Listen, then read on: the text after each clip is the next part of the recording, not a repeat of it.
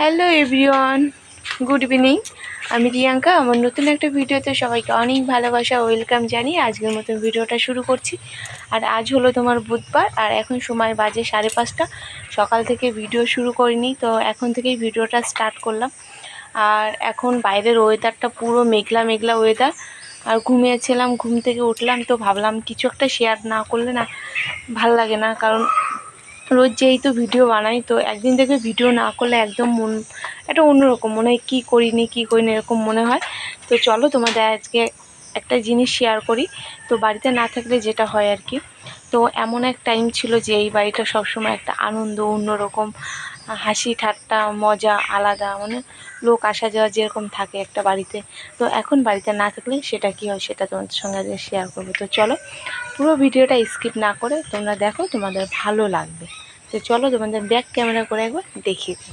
ওইটা হলো আমাদের বাড়ি, তোমরা সবাই দেখো। আমি যখন পিছনে ক্যামেরা করে ভিডিও করি তখন দেখতে পাও এই টিনের বাড়িটা কালো, দেখো কালো দেয়া, মানে টিনে কালো সেই কি রং থাকে সেটা দিয়ে এই বাড়িটা তোমরা দেখতে পাও আমার পিছন ক্যামেরা করে। যে মানে আমি আমার বাড়ি থেকে যদি আমি ভিডিও করি তখন তোমরা আর কি এটা দেখতে পাও। তো চলো, এই বাড়িতে কেউ থাকে না।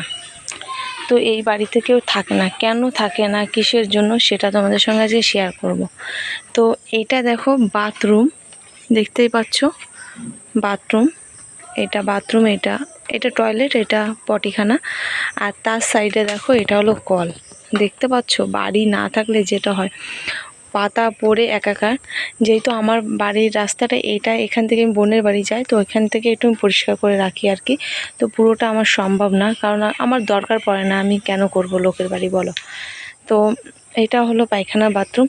আর মাঝে মাঝে প্রচণ্ড ভয় লাগে এখান থেকে মানে যেতে আসতে।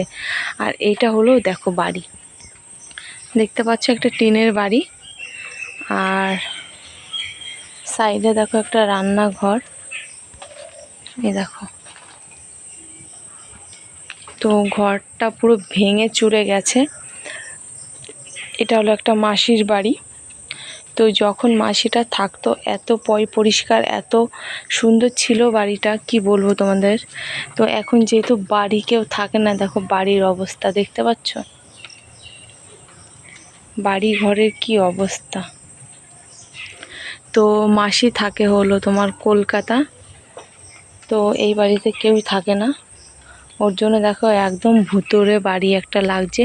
তো এখান থেকে রাত্রেবেলা যেতেও ভয় লাগে। দেখো কত সুন্দর বাড়ি ঘর ফেলে সবাই চলে গেছে। তো আর ওই যে একটা বাড়ি, ওইটাও কেউ থাকে না, কেউ থাকে না বলা ভুল, একজন থাকে, ওটা হলো মামি বাড়ি। তো এই মামিটাও খুব ভালো। তো এখন কেউ বাড়ি থাকে না আর কি, কেউ থাকে না বলা ভুল, ওনার ছেলে আর ওনার হাজব্যান্ড থাকে, মামিটা বাড়ি থাকে না। তো এই বাড়িটা তাও একটু অন্যরকম, যেহেতু এক দুজন থাকে একটু পরিষ্কার রাখে। কিন্তু এই যে বাড়িটা, এইটা পুরো একদমই ভূতের বাড়ি। তো এমন একটা সময় ছিল, খুব ভালো ছিল এই বাড়ি ঘরগুলো।